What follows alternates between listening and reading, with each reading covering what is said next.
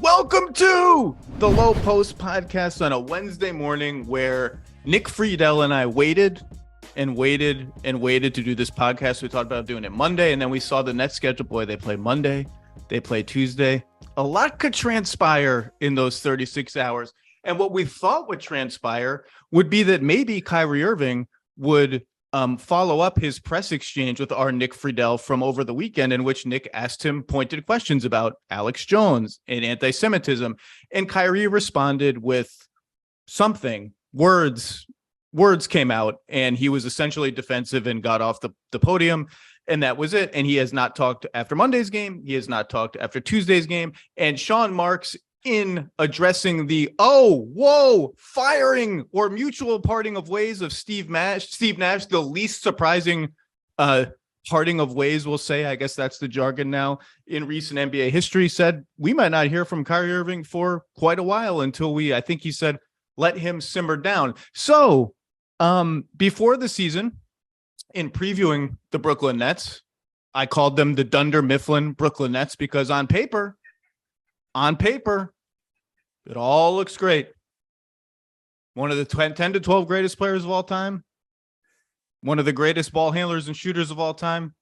Draymond Green 2.0. Let's just ignore that he hasn't played in 16 months. On paper, a lot of shooting. Nick Claxton coming on. And I said their over-under was 49.5 or 50.5. I can't remember. And I said, look, this is if you are betting on this team, you got serious problems. This is a stay away. But if you're asking me to choose between it all clicks on one end and complete disaster and everybody runs for the exits on the other, I'm betting on disaster every time. I did not think disaster of this proportion, on court, off court, firings, the whole shebang would arrive 8 games into the season. The Nets are 2-6, having lost a dispiriting game at home to the Bulls where Kyrie Irving looked disengaged the entire game. And here we are. Armageddon is here. Armageddon is here. Kyrie Irving's not talking to the media.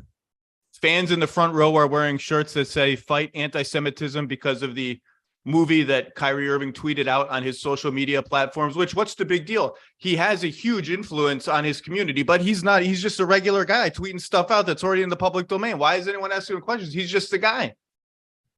And Kevin Durant, who requested a trade not long ago, asked the team to fire his coach. Well, that's done. And fire his GM not long ago. He's just sitting here at 2-6, 4 years left on his deal. Just requested a trade, unrequested it.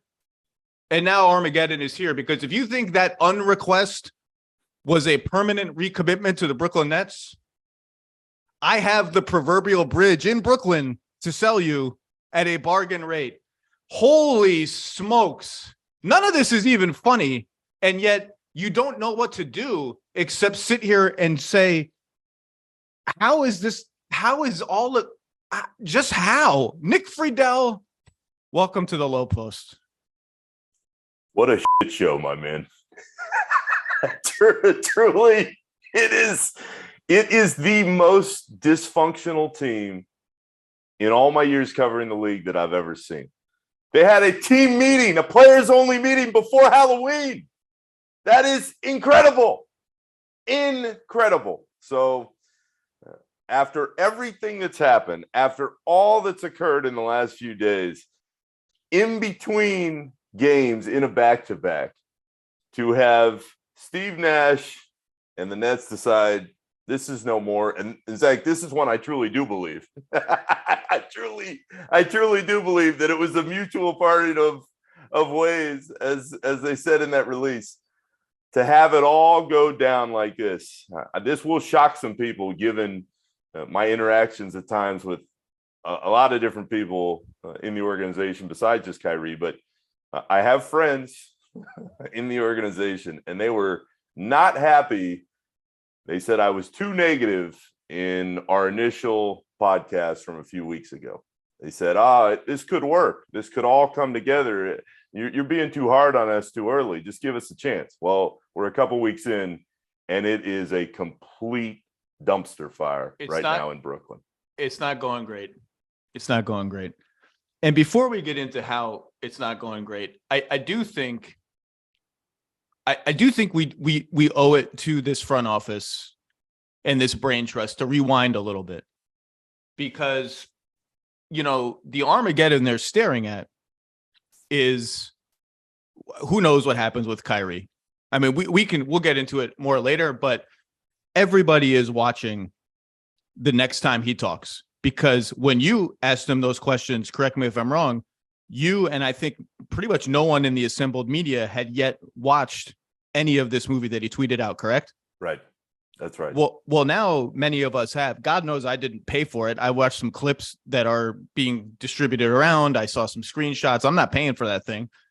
Well, now everyone has. And so question number one is going to be, okay, Kyrie, here's what's in it. Hitler? Something resembling denial of the Holocaust? All sorts of other things about slavery and true Israelites and all of this. Do you believe this? And if he does anything short of disavow those things explicitly, you and I talked about this offline over the weekend. Like, I don't know what happens. I think every possibility is then on the table. I would anticipate that he would do the safe and smart thing and say, I do disavow this and I'm sorry for posting it. If he doesn't, if he goes the opposite way and doubles down and triples down, I don't know if the league gets involved. They've already released a mealy-mouthed statement. I don't know if the union gets involved. They've already released a mealy-mouthed statement. I don't know what the Nets do. They've kind of talked around it and said, let it simmer down. That's one. Two is Kevin Durant is here. And when does he just throw the grenade again? Because this does not appear to be going anywhere. And we can talk about why that is later. Nick, before we rewind, like I said I was going to do, I will say, like, before the season, before any of this, before any of the games started, I had a very smart front office person on another team say to me, you know what the Nets should do? Let's pretend there's an alternate reality where they just have carte blanche to do what they want, where they start off well, where everything is going well, where they're 6-2 and it's smooth, or 5-3 and it's smooth. And they don't have to consider what Durant wants and what Rich Kleiman wants, which, by the way, they've already gotten a request for what he wanted over the summer and in a list of teams. That may have just been one team, but still, like, an indication of what he would do. If it's ever going well, they should, under the stealth of night, trade Durant out of nowhere from a position of strength and get the maximum return and move on from all of this, because the writing is on the wall. Well, now 8 games in, that's gone. Like, they're dealing, if they get to that point ever, they're dealing from a position of weakness. And boy, oh boy. But can we start from the beginning for a second, Nick? Let's do it. Let's go through it. Sean Marks takes over and little move by little move digs this team out of the deepest and gravest hole maybe in modern NBA history because of the Celtics Nets trade from 2013. Trades a veteran for a pick that becomes Karis LeVert. Trades a veteran for a pick that becomes Jared Allen. Joe Harris, scrap heap. Spencer Dinwiddie, scrap heap. Brooke Lopez, and we'll eat some salary for D'Angelo Russell. We'll eat some more salary for more draft picks. Move by move by move. From nothing, from less than nothing, he builds a playoff team. So the evidence is there. If they have to do it, they've already done it. If they have to start again, and they got picks in the Harden-Simmons trade, which we will talk about later, then they sign Irving and Durant. They turn that good team and cap room into those two guys. The greatest moment since they made the finals as a franchise. One of the 12 greatest players ever said, I want to come to you. The price of that is this other guy's got to come with me. And this third guy who's not good anymore, but is going to demand to be our starting center, and we're going to demand him to be our starting center, has got to come with us too. You got to pay him $9 or $10 million a year. You've got to put him ahead of Jared Allen, even though Jared Allen's better. And by the way, all of this is going to lead to us firing the coach in not very long. Great. Still a triumph, and still something like, as much as you're laughing right now, 10 times out of 10, if Kevin Durant wants to come to your team, even after an Achilles injury, you get him on your team every time. They still have LeVert, Dinwiddie, Harris, all that depth. They trade all of it, Allen, for James Harden. A risk, but one that was, I think, a calculated risk. And the evidence suggests, Nick, that before James Harden's hamstring started acting up down the stretch of the 2021 season, and then again in the Bucks series, they had the best team in the NBA. They had a championship team. They had an offense that was beyond unstoppable. They had the rest of the league, every other team, quivering that they had put these three guys together. They destroyed the Celtics in the playoffs with such ease that they left Boston looking around and be like, oh my God, this is our future. These guys are our future. In other words, as crazy as it sounds right now, it worked. And it worked until James Harden's hamstring went bulky. And then he looks good enough now that it would still be working, except in between, a black swan event occurred, a pandemic and a vaccination mandate that, because of Kyrie Irving's stance on the vaccine, destabilized the entire team. And here we are. So, like, as much as it looks like a dumpster fire right now, and it is, there was a moment where step by step by step by step, this front office had built the team that it aspired to build, at least qualitatively. And now it's gone. And so what I will ask you to start with is, everyone has sort of done the cliche thing where they traded culture for star talent, and the culture has been poisoned since, and here we are. How can we articulate how and why that happened? In other words, absent the vaccine mandate, are we still here? Like, how can you, as someone who follows this team, sort of illustrate the gradual erosion of identity and culture? I don't think we're nearly to the point we've gotten to right now without the vaccination mandate.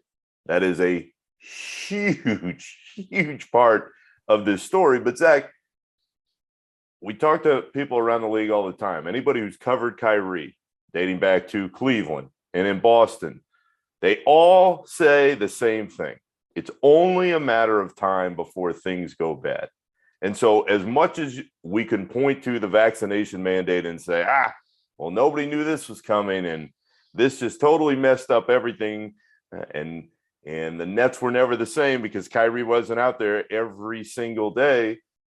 The other part to this is, well, you made your bed with Kyrie Irving, and every team would have done it to get Kevin Durant. You and I have talked about this for a couple years now.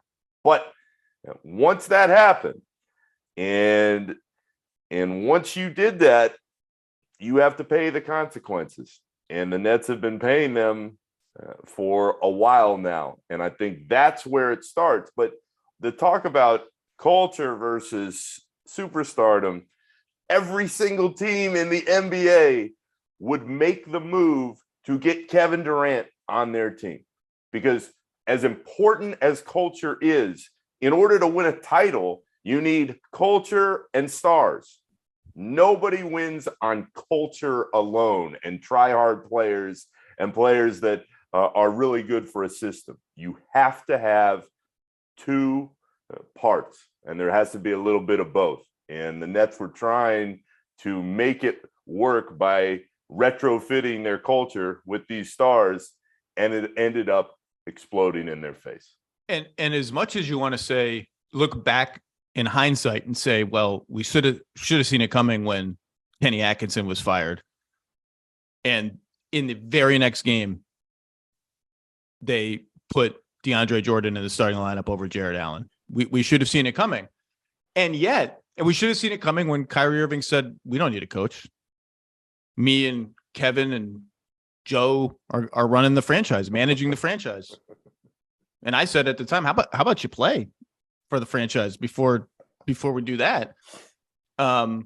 Despite all that, in the 2021 playoffs, despite James Harden missing games 2, 3, and 4 of the Bucks series after tweaking his hamstring and most of game 1, basically all of game 1, and Kyrie Irving missing games 5, 6, and 7 after I think Chris Middleton landed on his ankle or somebody landed on his ankle.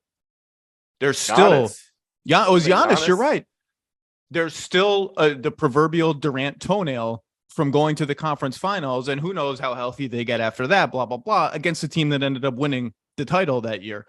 And Harden, to his credit, for someone who is dogged here and elsewhere for a bad record in the biggest games, I think game 6 of that series, I think game 6 and 7 of that series are maybe in a way the greatest moments of his career, because he gutted those games out, played 53 minutes in game 7 and scored decently on one leg. And in game 6, when Durant hit the bench for the first time after playing all of game 5 and like the first 16 minutes of game 6, Steve Nash was like, dude, we just got to rest you. We got to get you something. James Harden was like, all right, time to see what I got. Time to see what I got left in this leg. Ran some pick and rolls, got an open 3 for somebody, a dunk for somebody, scored a little bit himself. Despite all this injury and stuff, they're still right there. And then the vaccination stuff happens. And like you said, I don't know what you're supposed to do.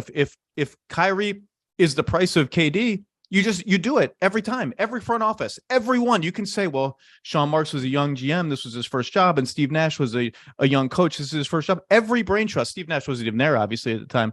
Every brain trust does that. And I've written it before. We've talked about it. There go my headphones. Sure. In an ideal world, if you give me a choice of every version of these Nets, I'm choosing Durant comes by himself. We then trade a lot of depth for Harden, and we have KD and Harden and still a decent amount of depth left over. And we roll with that team. That wasn't available to them. So here we are. Looking back, there are so many different directions that we could go, Zach, but I think in the context of what's happened even in the last couple of days, it's also important to remember that in that first year, Nash was getting respect from all over the place. Nash, people were saying Steve Nash's offense is unbelievable. Steve Nash has these guys humming and they know exactly where to be. And it's just something that we haven't seen before. So the narrative, not only around the organization, has completely shifted, but the narrative for Steve Nash has been completely altered, because now people are saying Steve Nash can't coach. Steve Nash can't keep all these egos in check. He's not a powerful enough personality. That first year that Nash came in, and this is what Nets staffers hold to now, Steve Nash was one of the toasts of the league because of the way he had gotten everybody to play. And it happens. Things can change really quickly in pro sports. This is an example of it. But there are so many different reasons why. But in the end, what's going to be the mark of this team is that they didn't get it done. And this, and you have said it, and we have discussed it many times, this is going to be the biggest what if that we've seen in the NBA in a long, long time. The Harden, Durant, Kyrie Nets are the greatest hypothetical team in the history of the league and maybe the history of sports. And it's not even purely hypothetical, because we saw it for 16 games or whatever it was. And it was that good. Let's do the Nash thing quickly. You want to pretend Nash is a great coach? You want to pretend Nash is a horrible coach? I don't know. I mean, how the hell am I supposed to know with the circumstances he dealt with over the last 2+ seasons? We only have 2 full years of Steve Nash and like a handful of games where everything was already, I said before the season, all that toothpaste is out of the tube. The trade demand, the discontent, the Kyrie opt-in, all of it. You can't put it back in. I don't care how hard you try, how great you say the vibes are, how good the pizza tasted when you all went out to dinner and put it on Instagram. You can't put the toothpaste back in the tube. You just can't. These are human beings. But in that first year, I think he was lauded for some pretty creative and flexible lineup choices. He figured out a way to use Bruce Brown as a roller. And that offense, when the three of them were on the floor, it wasn't always just your turn, my turn, even though it was designed to be your turn, my turn against switching defenses in the playoffs. Oh, you're going to switch and take away all our pretty stuff? We got this guy, and this guy to go one-on-one. Good luck. They had Kyrie was cutting at the best level of his career. They would be setting flare screens for Joe Harris, and the Harden-Harris pick and roll was the thing. Like, they had figured out some stuff. Now, after that, the personality management stuff came into play. I think this year with Simmons, it didn't appear that They really had a good plan for how to use him. And it did devolve into your turn, my turn. I think a little too much. It was a little too hard for them. The playoffs last year were a disaster. So, their defense, even in the 2021 playoffs, like they figured out a way to defend at a decent level with Blake Griffin at center, and their drop back scheme kind of took the Bucks out of their offense for a lot of that series. So I think the record on Steve Nash is some good, some not so good, some chaos. Like I don't know who does a better job with that team in these circumstances, but they've clearly moved on. Woj is reporting that they're close to hiring Ime Udoka, which is a whole other, I was going to say bottle of worms. I think it's can of worms and bottle of something. I don't know. I don't really know how to put the Nash era to bed any more than that, other than, I guess, Nick, I guess the move here is try to salvage the season, right? I mean, it's not like they're giving up on the season. They're not giving up on the team. They still have ththese three guys that are being paid enormous amounts of money. They have Joe Harris hasn't looked like himself yet. He doesn't look as fast and as sort of quick on the trigger as he is and hopefully will be. Seth Curry's barely played.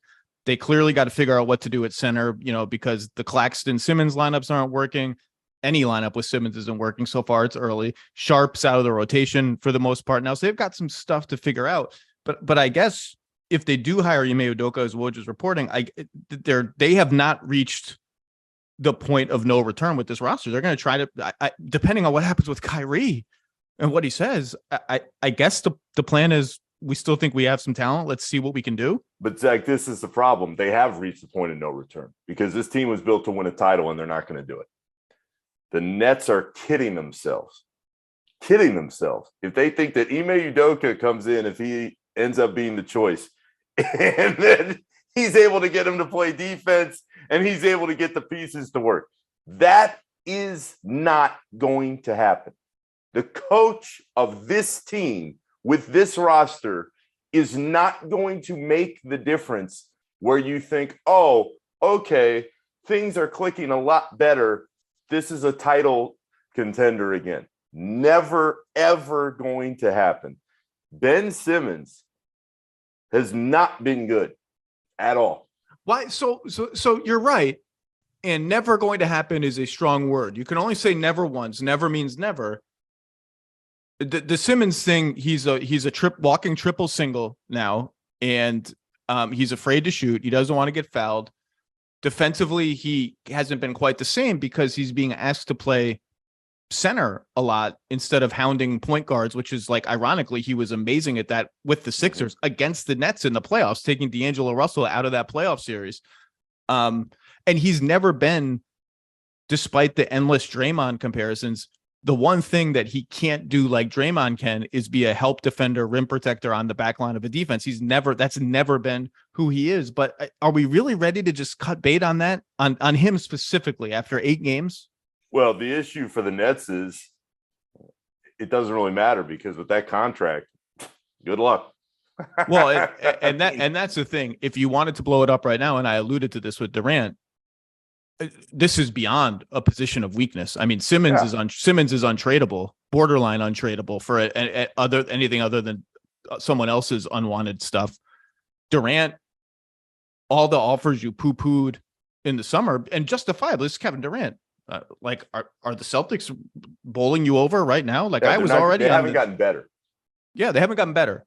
And then Kyrie, look, I made a list of 5 teams that I thought not ignore, minimize all that other stuff and think about basketball. Here's where he'd make sense. I talked to a lot of people around the league over the weekend. And the sense I get is right now, he's radioactive. Like, even if you drop the price to nothing, the baggage is just too much. And you want to talk about, well, the Lakers are the most desperate team in the league. All right, the Lakers also play in a gigantic cosmopolitan city. All of the residents are following this story. I just don't know what else they're supposed to do except try to salvage this. And you're telling me it's unsalvageable. It's not going to happen. And I think this ties directly into the Nash part of the conversation too, Zach. What Steve Nash got so frustrated with as you talk to people around that team day after day, me watching him listening to him day after day. Nash wanted to come in and coach basketball. He wanted to take Kevin Durant and Kyrie Irving and then James Harden and make one of the most beautiful offenses that we've seen in the league and help bring a title to Brooklyn. But with the Nets, it's never really about basketball.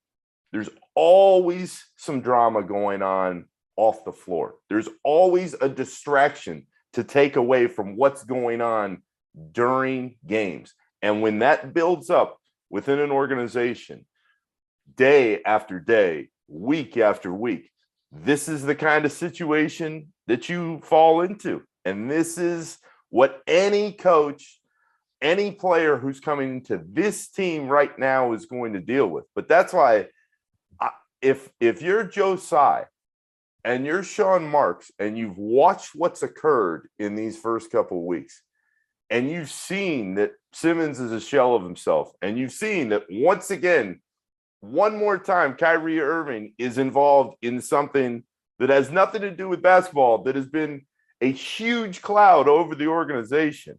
And you've seen, as great as Kevin still is, there are times when you watch him on the floor and you know he's thinking, what the hell am I doing here? When you have all that, how can you look in the mirror and say, hey, you know what?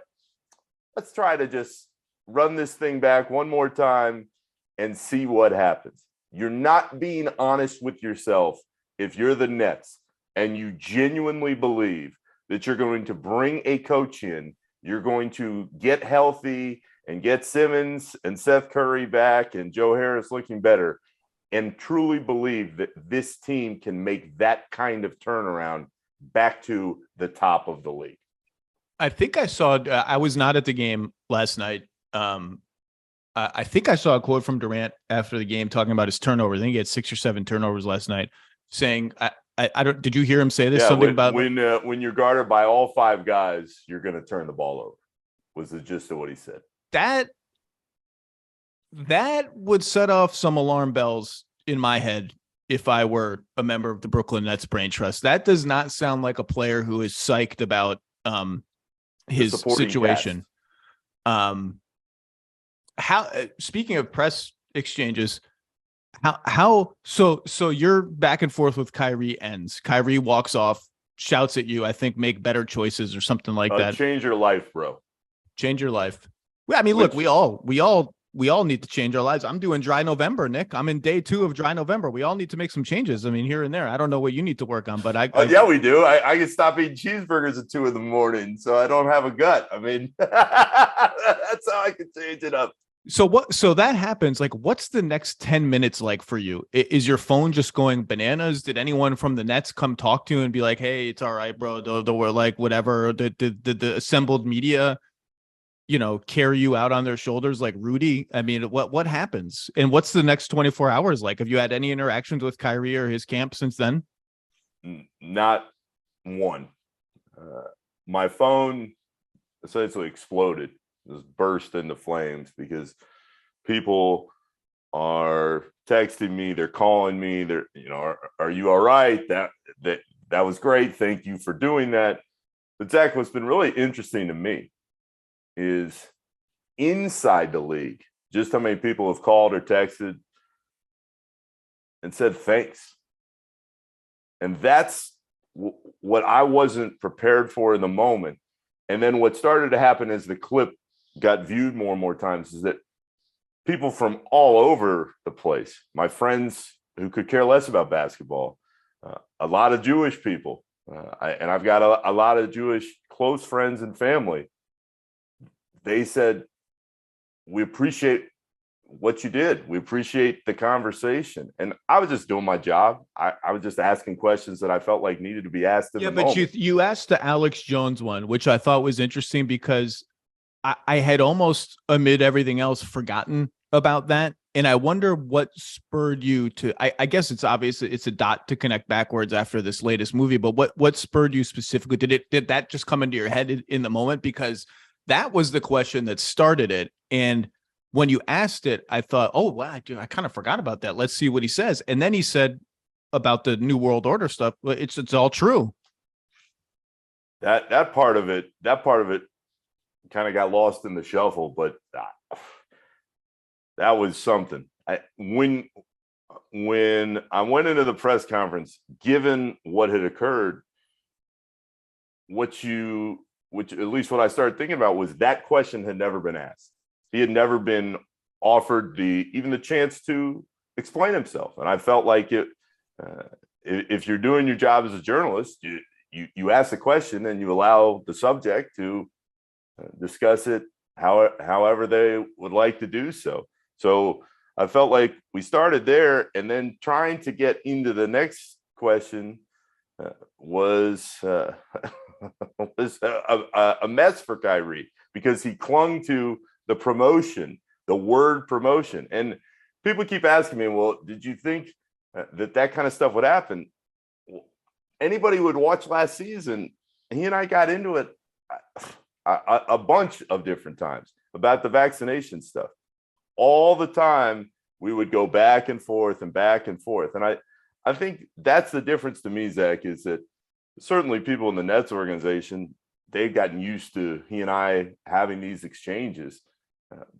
But in the moment, I didn't think that exchange that we had was that much different than some of the contentious exchanges that we had a year ago. It was once my phone really started to explode, and once people started to say, oh my gosh, like, what is he talking about, that I realized that it had taken on a different tenor. And I just add this to kind of end the conversation just about that moment in time. A lot of people on social media, I mean, my mentions and Instagram, it's really disgusting, the amount of people that have said and posted the stuff that they've said. But people are saying, oh, you have an agenda. I have an agenda. I've actually enjoyed the conversations with Kyrie on a human to human basis. I mean, everybody made fun of, we're going to be best friends when he talked about it at Media Day. But I was in Minnesota, Zach, before a shoot around a couple weeks ago at a preseason game. We had a great 10-minute conversation about basketball, about what it was like for me growing up in Orlando, what it was like for him growing up in New Jersey. It was just two people enjoying getting to know one another. So to think that I was coming at Kyrie any differently than I would have any other day is ridiculous. I was just doing my job. But what I don't think he appreciated in the moment, and certainly didn't appreciate in the next couple of days, because we haven't heard anything from him still, is just how many people he pissed off and upset. And it was far deeper than just people in the NBA. By posting what he did, by promoting what he did, he really, really upset a vast number of people.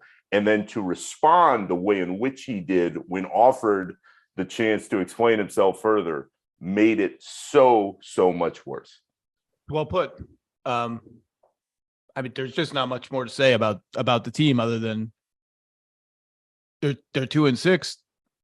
Kevin Durant's averaging 33 points a game on 53% shooting, 59% from twos. Kyrie has been sensational until last night, when he looked like he didn't want to be in the game for some reason, even though the Nets are protecting him from talking, which I don't know if he wants to talk or not. There's nothing to do now, but whoever the coach is, but go forward and try to salvage the season. And as Kevin Pelton wrote yesterday, their defense is probably a little better than it has appeared, because teams are just making everything from three against them. But they're not going to be a good to great defensive team. They're going to be a horrible rebounding team. That's just baked into how they are. And they need to be an incredible offensive team to win a lot of games. And we knew that going in. And to be an incredible offensive team, they need Ben Simmons to be 16, 8, and 8, all-star, attack the rim, drive Ben Simmons. And he hasn't been that guy. And without him, they're just sort of treading water. Do you think that guy's ever coming back? I don't know. I hope so. As a human being, I root for him to come back. I just, I don't want to get, we all can see the games. We all know how he's playing. I don't want to hammer him too hard now. Like, let's give him some time. But look, to your point earlier, when you trade the whole thing for Harden after signing these two guys, you are it's finals or bust. I mean, it's hard to say championship or bust because you need a little luck. You need to stay healthy. It's hard to win a title, but it's like make a real run at it or bust. And right now it's bust. And I don't want to have the Durant like legacy conversation yet. Why did he leave Golden State? Should he have ever gone to Golden State? Did he not realize that Golden State was never going to be his team? It was always going to be Steph's team. Is that why he left? Should he have gone to Boston? Should he have stayed in Oklahoma City? Should he have gone to DC? Can he win as the leader of his own team? That's the one that really seems to be. Because we did that over the summer when we talked about, his next team is going to be crucial to how we remember him. I'm going to remember him as Kevin freaking Durant, no matter what happens from here on out. But there are definitely, to put it politely, more questions than answers about the Brooklyn Nets right now. And I think we're all glad you're there to chronicle whatever happens next, Nick. I don't know. I don't even know what to tell you, except I'm going to be, I think they go on the road now for a bit. You'll see me at their next home game, I think. And God only knows what will be going on then, my friend. It's a situation unlike I've ever experienced as a journalist. Every day with this team brings something different. Sometimes it's stuff related to basketball. Sometimes it's has zero to do with the game. But Zach, you and I have covered the league a long time. I've never seen a situation with one team so volatile on a daily basis. And I can't tell you in the last few days, and it was in the wake of the Kyrie press conference exchange, but how many people in the league are texting me and they're saying, I can't believe how bad it is there. It's constantly working through all kinds of different stuff. And this goes back to why I use the word never with this specific team. I don't believe when you have all those other distractions, even when you have someone as historically great as Kevin Durant is, that can't make up for all the other stuff that they are dealing with to try and work through to win basketball games. And to your point about the volatility, you and I were both at the Mavericks game last week, which was a fantastic game, a great duel between Luka and Durant/Kyrie. They almost won that game. They've had a couple other close losses, and at that game, the vibe around the team was not like this. The vibe around the team, and that's 6 days ago, a week. I don't remember when it was. A week ago was patience, calm. Yep. Steve's not in trouble, and everything. You just sort of wonder, like, what if they had won one of those games? Like, would that still be the vibe? But here we are, and where we go next is who knows? I mean, the trade deadline is still 3 months away. We'll see. But Nick Friedell, keep up the good work. We'll see you across the airwaves. We'll hear you across the airwaves, and I will see you in Brooklyn, I think, next week when they get back from the road. I always appreciate you having me, buddy, and I always look forward to the conversations because it's incredible at the craziness that surrounds this group on a daily basis. Nick Friedell, thank you, sir. All right, let's transition from all the vile stuff happening in Brooklyn and play a game of Are We Worried Yet with the Western Conference focus, which means we're bringing in from the Hoop Collective, from ESPN.com, from the YouTube digital sensation, Howdy Partners, Tim MacMahon. How are you? Howdy, partner. It's great. Hey, it's great to be here. Anytime you want to lighten the mood and make it all, warm and fuzzy, you bring me. Oh, wait, we're talking about disappointing teams. So much for warm and fuzzy, but let's get to it. I did Utah many times last week. I did Portland last week. It's time to dive into how are we worried? And we're not going to do Lakers. We're not going to do Clippers. We've done plenty of that. We're only going to do three teams, really. And these three teams are off to very I'm interested to talk about them because they are off to very strange and confusing starts and could be interpreted in lots of different ways. And we're not going to do your Dallas Mavericks either. They've only played 6 games. We're just still learning about the Mavs. We are going to start, however, with the Golden State Warriors, who lost their 3rd consecutive road game against an Eastern Conference team last night in Miami. They are now 3-5. They have lost 4 of their last 5 games, with the other loss being a blowout against the Suns, where Klay Thompson got ejected and indicated that he has won 4 championship rings to Devin Booker several times. The Warriors are 20th. Yeah, put them up, all 4. Oh, that's right. I can do that now. 4. There's one. I got one right there. Tenuous, holding tenuously onto that. The Warriors are 20th in offense. That doesn't seem good. 25th in defense. That seems really bad. 23rd with a minus 4.1 differential per 100 possessions. And in a stat that either gives you optimism or pessimism, are plus 29 in Steph Curry's minutes and minus 59 in 114 minutes, about a point every 2 minutes losing pace with Steph Curry on the bench. They are obviously experimenting with 5-man bench mobs and James Wiseman and Kuminga's in and out of the rotation. But 3-5 is 3-5, man.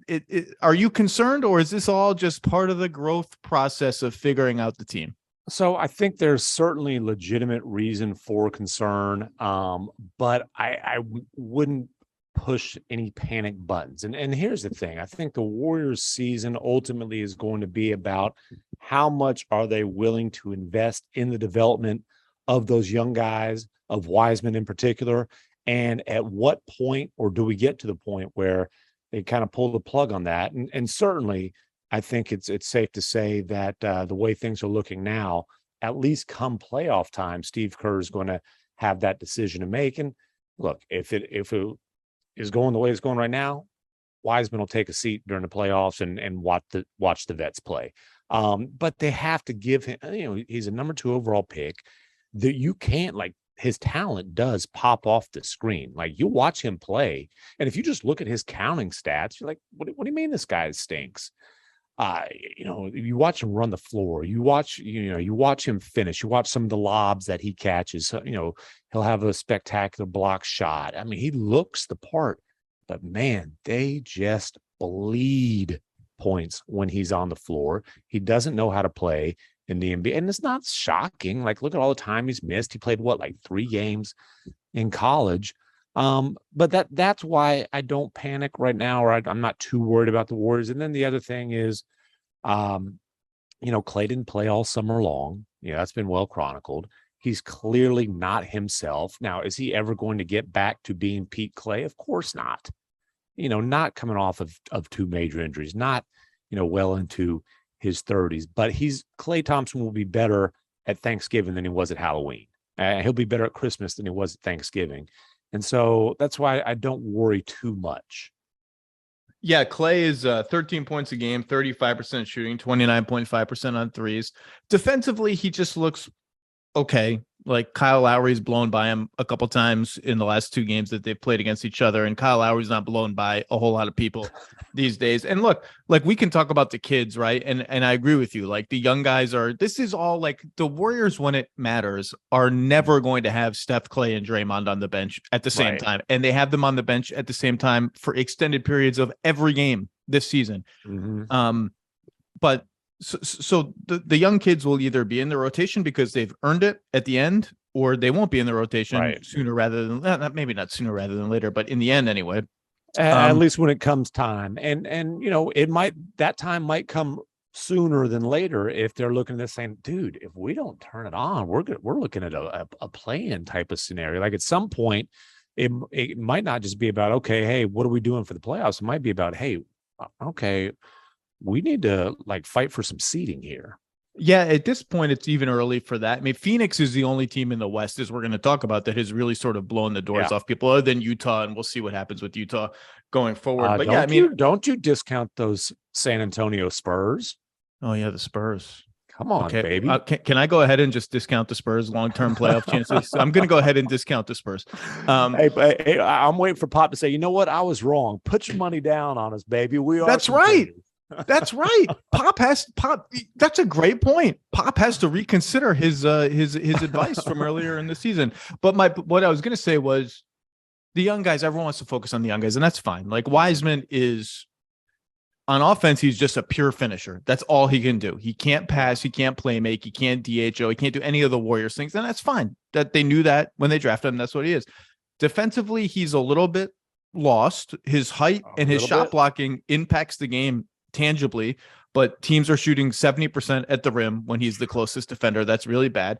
And like when he drops back, he's so far back in the paint that you can't give NBA players that amount of runway to the rim or that much space to make a pocket pass. It's just too much space. But again, that's a project. This is about Clay and Draymond to me. And Clay, I think, will look better as the season goes on. Steph is Steph. It's just insane how good he is.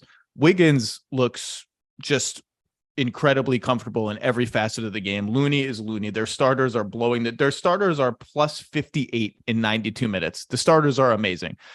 Draymond looks like a B right now. He doesn't look, I don't mean a B like flying around. I mean like a letter grade. Not like the bee that stung Rudy Gobert before his final game in Utah.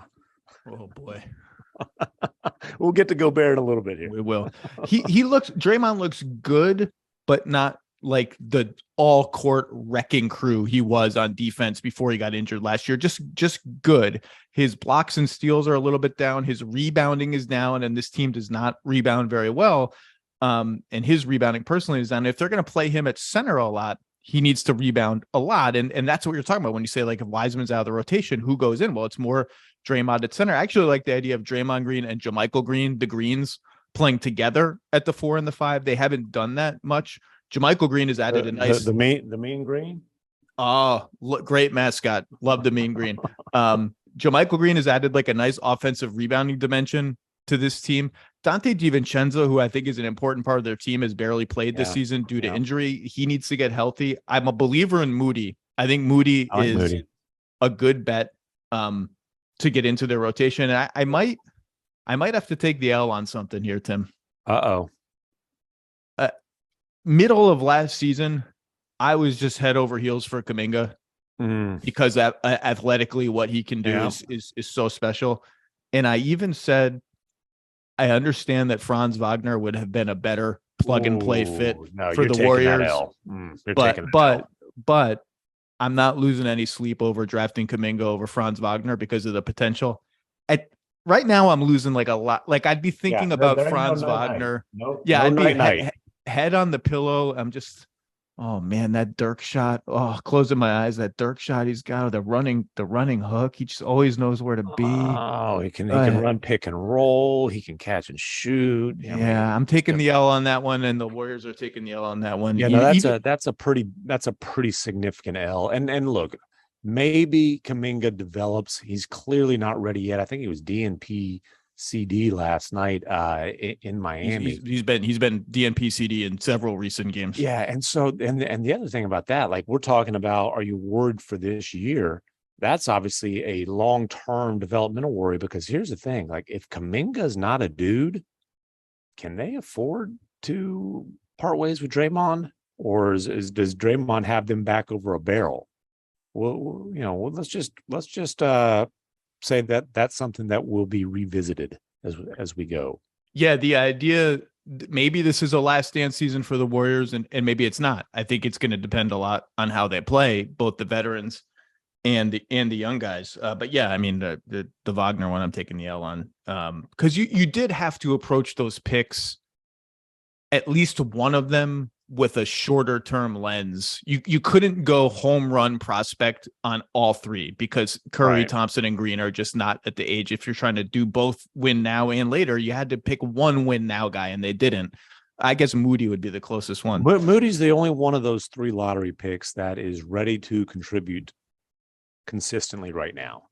The other 2 guys, Wiseman, there's flashes of brilliance, and then overall it's like, oh goodness sakes, that's a problem.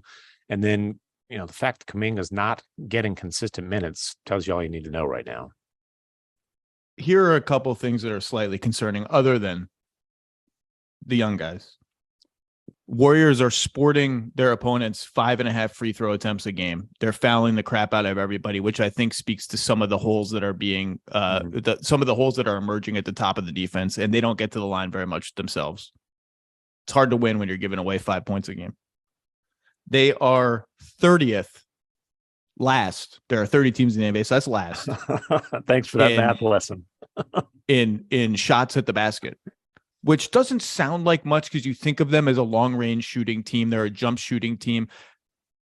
One of their secret sauces in their best years was that they actually got to the basket a fair amount at an average or a little bit better than average rate because of all the space their incredible jump shooting opened up in the middle of the floor. For them to be 30th raises alarm bells to me. And I'm especially given how much they try to get out in transition, which should finish with some shots at the rim. It's something I've got my eye on. And the last thing, Curry, Poole, Thompson. So the three guards that they've invested $9 gazillion in, minus 22 in 54 minutes. They blew the doors off everybody in the regular season last year. And as the competition got stiffer and stiffer, we saw less of the pool party lineup, less of the three guards together. So those are some things I've got my eye on. That one at the rim, that worries me a little bit. And I can't honestly pinpoint really why that is, except maybe Clay and Draymond just don't quite have the same amount of juice that they usually have. I don't know. I can't pinpoint it. Well, and Poole has been his numbers overall this season stink. Now there's been two terrible games, including last night in Miami, that are really dragging those down. His plus minus is absolutely atrocious. Now, how much of that is because he's having to play with these young guys? But man, if they overpaid significantly for Jordan Poole, that is a massive problem going forward. If he's not $120+ million player, or whatever the math works out, a $300+ million player when you get done with luxury tax, whoo, that's pretty scary. Yeah, I'm looking up his numbers now. Because he has been up and down. I don't know. I have faith in his sort of creativity and his age and the fact that the cap is going to go up so dramatically that I'm not that worried. But yeah, 17 a game, 44% shooting, 32% for threes, 58% on twos you like, 5 assists a game. His passing is I think the most underrated part of his game. I love him as a passer. I'm not. So my verdict is to the question, are you worried? What is your verdict? Are you worried? You can say whatever you want. You don't have to say yes or no. I'm a kind, generous host. You can hedge. I'm giving the Warriors the benefit of the doubt as a 4-time championship franchise that is doing a lot of tinkering and experimenting and trying to develop. I still think we're going to look up late in the season and the Warriors will be – I don't think they'll be at the top of the West in the standings, but I think they're going to be right in the thick of things. And they're certainly not going to be somebody that anybody's eager to see come playoff time. No one is eager to see Steph Curry. It's just you can hear people shrieking every time he catches the ball anywhere on the floor in transition. The guy is a freaking god. My verdict is I am only a little bit worried. Like I'm not that worried. I'm worried like the check engine light is on in my car. And like, I just gotta, ignore it for a while and maybe take it in 1,000 miles or so. I'm not that worried, but it's not nothing. It's not nothing. Losing how long is 1,000 miles in an NBA season? I don't know. 10 games, 8 games, 12 games. But 3 straight though, Charlotte, Detroit, Miami, like that's unusual. I don't care who you're playing and in what combinations you're playing them. For the Warriors, that's a little unusual. Well, let's be honest. Losing to Charlotte and Detroit is unusual. Period. Although they've had some flashbulb losses in Charlotte over the years because those are the Steph Curry homecoming games and everyone pays extra attention Steph to them. Did admit that he got sucked into a hero ball hometown moment at the end of the game, and he owned that one. Are you worried? Part 2, the Minnesota Timberwolves traded everything short of a lake and a Target store for Rudy Gobert in the offseason. 4-4. 6 of those 8 games have come against Oklahoma City, San Antonio, and the Lakers. So that's a friendly opening season schedule. They're 4-4. San Antonio certainly wasn't friendly to them. No, wasn't friendly to them, but if you're a serious team, and like in one of those games, I watched the most recent one, like half the Spurs rotation players weren't even playing. They were starting Keita Bates-Diop. It was like, who are these guys? What's going on? They're 24th in offense. That's not great. 8th in defense. That's pretty good. Average and net rating.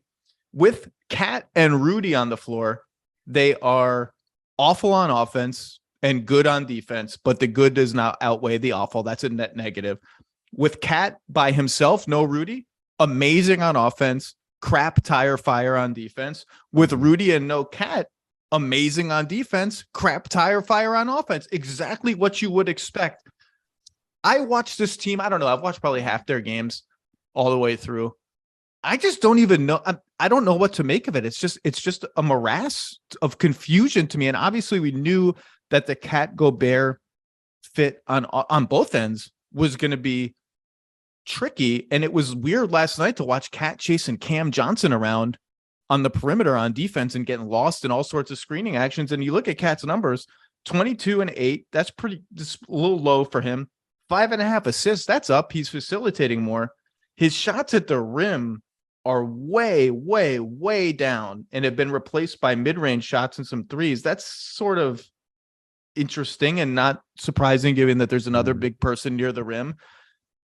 We knew it was going to be clunky at first with a high upside. I didn't think it would be. It's a little clunkier than I thought. You are a Gobert expert. You've watched this team closely. What has struck out to you so far? Yeah, and I actually went up to Oklahoma City to see them in one of the games they managed to win. And so I'm going to make some excuses for them to start off. I don't think they're excuses. This is just real life. It's not easy to do all this. And real life. And Cat, you're going to say Cat was in the freaking hospital shortly before training camp started. Right. So Cat missed training camp most of the preseason. Gobert coming off of a Eurobasket run where France went all the way to the final. So they had to kind of manage him. So you're making these massive changes and you don't have time for those guys to work together. I don't think a slow start is necessarily surprising, but yeah, I am worried because the things that I was worried about, specifically the spacing offensively, how's this going to work offensively with those two guys together? We've seen it. And then also every time Anthony Edwards opens his mouth, he's basically kind of grumbling. Yeah, last night he had another doozy. Not too long ago he had actually right before I saw him in OKC, he said something along the lines of the smaller the lineup, the better for me. And then when I was with him in Oklahoma City, some of the local guys are asking him about lineup stuff. He's just like, "Hey, do me a favor, don't ask me about lineup stuff." And he's walking out with with Sarah Perez, their PR chief. He says, "Hey, those guys work for us. Will you tell them not to ask me about lineup?" She's like, "That work for us." So he's got a lot to learn. But essentially, he's like, "Wait, that's a real thing that happened?" Yes, but he's like, "Don't ask me about the lineup stuff because essentially, it ain't his job. And he didn't want to be put in a position where he's not thrilled with the lineup stuff." And then last night, this is a shocking stat.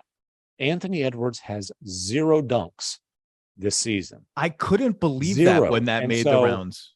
They asked him about that. And this is from Dane Moore, who does a great job covering the Timberwolves. Ant says, "Everybody is in the paint. I'm only 6'4", 6'5". I can't just jump over everybody, man. I ain't as tall as Giannis. Everybody be asking me to dunk the ball like it's all peaches and cream. I've got to get a good lane to dunk the ball." Now, there's some truth to that. I would also say perhaps all the peaches and cream is part of the problem, Ant. I mean, you heard Cat grumbling about Popeyes. Ant showed up fat. Now he'll say, "Well, he'll tell you, well, I was in the weight room." But dude, and they did a slick job of calling him out by putting his actual weight on the official roster. They put 6'4", 239 on the roster. Now, I guess you have to put the official height. Trust me, you don't have to put the official weight. I know that because I cover the Mavericks on a regular basis, and they still list Luka at 230. If Luka's 230, he ain't got both feet on the scale. I can promise you that. But they wanted everybody to know, hey, Ant showed up weighing 239. He showed up looking like a middle linebacker that you got to take off the field on third down. Okay. When do you get to change your weight? Can I do like if we did that at ESPN and I got back from vacation and we're like, all right, everyone's going to weigh in. We're going to put Lowe 5'11" and 3/4. I claim 6 feet. Let me claim 6 feet. First of all, I'm claiming 6 feet. Second of all, okay, can we do it again in a month? And we can just switch we can update it, please. So because that's Ant's thing is, hey, I'm back down to 230, but like, if you ask him, he'll tell you, yeah, I've got to get in tip top shape, this, that, and that. And so, like, that's part of the problem here too. Yes, you don't have as much space. The other thing is you're not like, you take up too much damn space. You're too big. And dude, it is an immature team. It is a team that really needs leadership. And I know Rudy wants to be that leader, but for whatever reason, and we saw this in Utah, teammates don't really respond to Rudy as a leader. I don't think D'Angelo Russell is the right point guard on this team. Like, if you're going to have funky spacing issues and stuff, you're going to have to figure out. I think you've got to have a real, floor general type of point guard. I don't think he's that guy. 14 points and 6 times a game on 40% shooting, 28% from 3. And I just wrote on my notes next to those numbers. Uh-oh. Let me ask you this, pure hypothetical. Oh boy. Would you go back to the Jazz? Would you trade, and the salaries aren't a perfect match, but whatever, figure out the et cetera. Would you? D'Angelo Russell for Mike Conley. I got to think about that. So here's the reason I think it would make sense for the Jazz. D'Angelo's on an expiring, likely they wanted an extension, hasn't got one. Right. And obviously the Jazz are just like, okay, see you later. It kind of eliminates the issue of what do we do about Conley's money next season. 14 mil guaranteed. That's if you waive them. And it's, I forget the exact number, but it's somewhere in the 20s if he's on the roster. And then for the Timberwolves, it gives you a legitimate point guard, an adult in the room, which I think is very necessary right now. A guy who has experience playing with Gobert. I think it would make the Timberwolves significantly better. Great Salt and Pepper album from the 90s, by the way. Very necessary. Little throwback for you. I don't know if I would do that. I haven't wrapped my mind around that. But to your point, when both they and the Hawks and other teams had this sort of interesting choice, particularly the Timberwolves, and I talked about it over the summer. Do we throw our chips in for a big man, Gobert, or a point guard, DeJounte Murray? And I was on team DeJounte Murray from Minnesota. I thought that was a great fit. Obviously, the jump shooting is a little bit of a question, but I pitched a deal of like D'Angelo Russell plus 2 first-round picks or some draft compensation for DeJounte Murray. They went the other way and supersized themselves. And I think they're going to win a lot of games. Like, I'm not really worried about them yet. It's been a little clunkier, particularly in the half court, than I thought it would be. Anthony Edwards hasn't shown that he's made enough of a leap as a passer, but he's young. I think that will come in time. And they obviously bet on it coming sooner rather than later. We'll see. But that's the way I would have gone. And like, you look at the numbers, they're 23rd in 3-point attempts as a percentage of shot attempts. And that's not how Chris Finch wants to play. Like, they bombed away last year. And to your adult in the room point, when this team wants to get serious, you know how we'll know? They'll rebound the ball. Like, they're 26th in defensive rebounding after with being the guy who's leading the league in rebounding. They got like, hey, Rudy, you grab all the rebounds and we'll be chilling over here. They got a human vacuum cleaner to their dead last rebounding team, and they're still almost dead last. And you look at all you do is watch the misses. Nobody on this team boxes out anybody at all. That's Cat, that's Ant, that's everybody except Gobert. And when you're serious, then you'll start doing that. All that said, I think they have enough on the bench. Slow-Mo has missed a couple games. I like the way Slow-Mo and Cat fit together. I wouldn't play Slow-Mo and Gobert together all that much, and they're not. Naz Reid's giving him some minutes. McLaughlin's fine. Prince is fine. Naz Reid's good when he plays, but it's like there's not minutes for him. No, he's got to play with Cat, basically. I like Cat's not a serious star player. Like, Cat is not a winner. He's never been a winner. Like, Jimmy Butler got one season of Cat and burned the whole place down. I'm sorry. I cannot believe I'm going to believe it when I see it. He's deep into his career now. We have not seen it. He's a losing basketball player. I wouldn't. I understand why people say, look, I just called him out for not boxing out. I think offensively he's so special that I'm not quite ready to put that label on him. But in the playoffs, he has not. So yeah, except for when the lights are bright. No, it's true. He hasn't been as special in the play-in or the playoff. I mean, I said his stats before the season. His playoff stats are like 18 and 11 with more with more turnovers than assists, and like it's not close, and a ton of fouls. Like this is the year. This is it. This is put up a shut up time. Yeah. But that said, am I worried?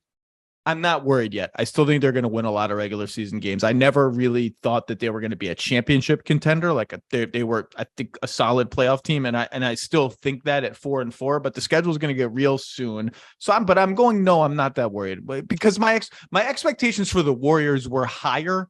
And so their weirdness is a little bit more striking to me. The Wolves being 4-4 and clunky out of the gates is not that shocking. So I'm going not worried. What are you going with? I'm pretty concerned, and I'm concerned because I know that Cat and Ant weren't consulted on the Gobert stuff. They were surprised by it, which is pretty unusual in today's NBA for your franchise cornerstones not to be, not to know what's going on with a massive move like that. And honestly, I'm worried because I don't believe in Cat as a winning piece, and I'm worried because every time I hear something from Anthony Edwards, it's basically him grumbling. I had heard at the time that Cat expressed his willingness to play with a traditional center before they made that trade. But maybe the Gobert part of it was, so I don't know. We'll see. Can we move on to team number 3? Absolutely. Are you worried about the Denver Nuggets? 4-3, 14th in offense, 26th in defense, 26th, minus 2.8 points per 100 possessions. That's 22nd overall. With Nikola Jokic, stop me if you've heard this before. With Nikola Jokic on the floor, plus 36, plus 7 per 100 possessions. With Nikola Jokic off the floor, minus 56 in 106 minutes, minus 25 per 100 possessions. The starters are killing it. The Bruce Brown plus starters in place of Michael Porter Jr. lineup, which I love, is killing it. KCP is killing it. Jokic is not scoring or shooting threes like we've seen from him in the past. That's fine. Who cares? Jamal Murray, rusty, rounding back into form. Michael Porter Jr. hitting a lot of threes. That's what they want him to do. He's hitting a lot of threes. Still up and down. They've had good wins. They've had blowout losses. They've had bad losses. Again, I've watched them a bunch, and I'm like, I don't know what's going on here. They just seem okay to me, and they've won 4 games. Are you worried? Well, I'm shocked that it falls off a cliff when they put DeAndre Jordan in the game. I mean, I figured when they signed him 12 seconds into free agency, they solved all their problems with Jokic off the floor. Can't believe this is working out that way. I know you as a guy who saw him up close in Brooklyn, you're pretty surprised by that whole development. Yeah, it's really I started this podcast with Friedell by reminiscing about how Kenny Atkinson got fired, in part for daring to realize Jared Allen was significantly better than DeAndre Jordan and construct his rotation as such. And the penalty for that was off with your head. Tell you what, that is a fireable offense if I've ever seen one. I'm not worried because you got to give Jamal Murray some time. And, I think Jamal Murray, how close he can get back to who he was before the injury, that will determine the ceiling for this team. The defense, that's interesting because I did feel like, hey, you go get KCP, you bring in Bruce Brown. I thought those were 2 pieces that fit really well and were pretty significant defensive upgrades. You bring Michael Porter Jr. back into a rotation. That's not necessarily a defensive upgrade, but again, I just going into this season, I felt like patience was going to be a requirement for following the Nuggets. And so I don't think you can change that approach a couple weeks into the season. Yeah, they're allowing a lot of threes, 25th in 3-pointers allowed, and a decent amount of shots at the rim. That's not bad combination. And they are 27th in field goal percentage at the rim allowed after being last season. So they are not stopping anyone from making baskets at the rim or really getting there. Interestingly, Jokic is contesting the most shots at the rim in the entire league, 10.6 a game. And opponents have only hit 59% of them, which isn't great, but it's also not bad. It's like average. So I don't, that's interesting to me. You know, the shot selection allowed is worrisome.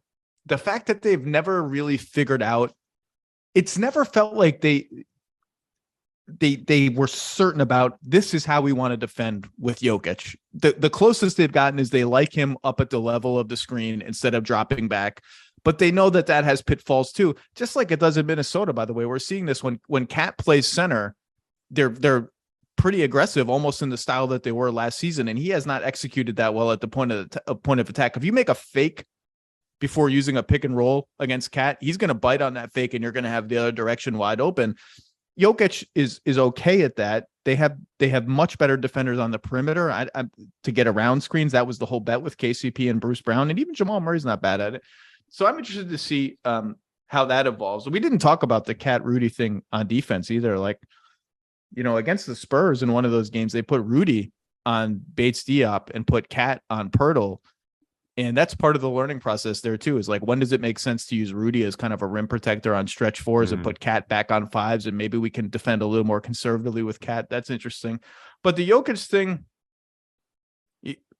it would be, he does need to shoot more threes. Like, he's not shooting any threes. He doesn't want to shoot them, but I'm with you. I kind of trust in the ecosystem of this team. Yeah. And you knew Jamal Murray wasn't going to be right. I will say that Porter already missing some games and the worrisome. Yeah. That's concerning. That is concerning. And then, I guess the flip side of that is, hey, he's coming off his third back surgery. Like, you knew he wasn't going to play 82. You knew they were going to have to manage him some. But look, if the Nuggets are going to be a real factor in the Western Conference, then Jamal Murray has to be an all-star caliber player. And, Michael Porter Jr. has to at least be one of the best third options in the league. Yeah. And the bench, look, I love the Bruce Brown fit. I wish Zeke Naji would play more. Jeff Green is fine. Jeff Green is going to be what he is. Bones Highland, I said before the season, I feel like everyone's getting a little ahead of their skis with Bones Highland as a 6-man of the year favorite and all that. He's good, but it's a lot for a second-year guy. He's averaging 12 a game, shooting 26% on twos, which means he's shooting well from three. Christian Braun, but I'm never gonna get it right. Christian Brown, even though it's spelled Braun, it's just gonna dog me for the rest of my career. I'm sorry, Christian. It's been fine. They need to figure out the bench rotation a little bit, which we all knew going in. Well, and the Bones thing, like, he is fun, and he's an exciting young player. I think they miss Monty Morris though, in terms of being kind of a calming presence, kind of an organizer, a run your team type of guy, where Bones is a gunner. Like, he's playing point guard with that second unit, but he's not really a point guard. I mean, he's a Lou Williams type of gunner. He's delightful. Bones is delightful, but yes, he is not a stabilizing force of your offense. He is a force of his own kind, but it's not a stabilizing force. He's a destabilizing force in good ways. He'll destabilize the game in good ways. And so, they've got some things to figure out, and he's got some growth to do. I don't know if he's ever going to become more of a point guard than he is now, but I think this team needs him to. Whether that's possible or not is a TBD. And I also think there are smartly slow playing Jokic a little bit. Like, we're not going to overfeed you in the post. We're not going to ask you to do everything. We're not going to play you a gazillion minutes, because we've seen that movie and it ends with you being tired in the playoffs. And I think especially coming off a Eurobasket. Which it's interesting. I do think that's a factor with Jokic. I think it's a factor with Gobert. It's interesting. Luke is 23, and with him, it's more like, well, at least we know he's in game shape when he shows up for camp, instead of what we've seen the last couple of years. But man, the what these guys have to do, the schedule that they have to go through with their national teams for Eurobasket is honestly, it's ridiculous. It's hard. It's hard. And, but I think it's smart to just I think it's smart for him to pace himself too. I mean, and naturally He has embraced being a scorer, but he naturally he just wants to pass all the time, which is okay, just fine. Pass all the time. Don't brutalize people in the post. Don't bang around all the time. I do wonder if they're going to have to, when he sits on the bench, if it's going to have to be like a kitchen sink kind of approach, like when Embiid sits on the bench and they put all the rest of their key players in with their backups. I wonder if that's going to have to be the case. But, it's weird. I mean, you got to hand it to the Suns, by the way. One team we're not talking about. We all wrote them off as contenders. I didn't put them in my inner circle of contenders. I still am not really convinced that's the wrong decision, but DeAndre Ayton's missed time and they just keep winning games, and they've blown the doors off some of these teams lately. No, I was convinced that and again, not that they would melt down, but they would take a major step back for a variety of reasons. And we'll see, we'll see if demons pop back up come playoff time, but it's pretty clear they're going to win a lot of games in the regular season. And, they've I'm sitting there at halftime of their opener. The Mavericks are blowing them out. Luka's dominating them again. And I'm like, oh my God, this is a bigger disaster than I thought. They've lost one game in overtime at Portland. That's it. And they've, I believe, are leading the league in net rating. Yeah. And Ayton has missed the last couple games. Chris Paul has not been anything like Chris Paul, maybe at least as a scorer, as a distributor. He hadn't scored, but like his, the guy's like 15 assists, one turnover. Like he had a turnover last night. I think the last two games is like 27 assists and one turnover. And he does the little post-game walk-off interview, and all he wants to do is bitch about the call and the turnover. Well, that's Chris. But they have needed his scoring in the past. And I guess what we're saying is it's a compliment to Cam Johnson and Mikal Bridges, both of whom, particularly Bridges, have been just sensational on both ends of the floor. I know Bridges you want to talk about Jock Landale. He's been good. Jock Landale's been good. Lowe guy who's been awesome. He's been good. Great name too. So kudos to the Suns without Ayton, without Crowder, just continuing to win games. But yeah, I'm not worried about the Nuggets, but it's been a weird start to the season. Like these three teams we've talked about, you watch them a lot and it's like, I kind of it's weird that I feel like I don't have a good feel for them yet. So I wanted to do a little temperature take on teams that aren't the Lakers or the Clippers in the Western Conference. Mr. MacMahon, any parting thoughts before you head over to, well, can we say where you're going? I'm going to see those mighty scrappy little Utah Jazz, man. One of the the Jazz, the Spurs. I'm seeing one of the juggernauts in the Western Conference. No, I think we've nailed it. I think if I'm a Minnesota fan, I've got some more gray hairs popping up in the beard. Denver, wait and see, and the Warriors, give them the benefit of the doubt and assume that these young bucks were either going to earn their minutes later in the season or they're going to be sitting and watching down the stretch. Tim MacMahon, your work is fantastic. It's always good to see you. You can read him at ESPN.com. You can listen to him with those two other windbags on the Hoop Collective, and you can listen to him on Howdy Partners. Thank you, sir. That's the YouTube sensation. One windbag and one wind horse, by the way. They don't listen, so I can say whatever I want about them. But when they make fun of me, I hear it. So there's something to be said there. All right, Tim MacMahon, thank you, sir. Appreciate you, brother.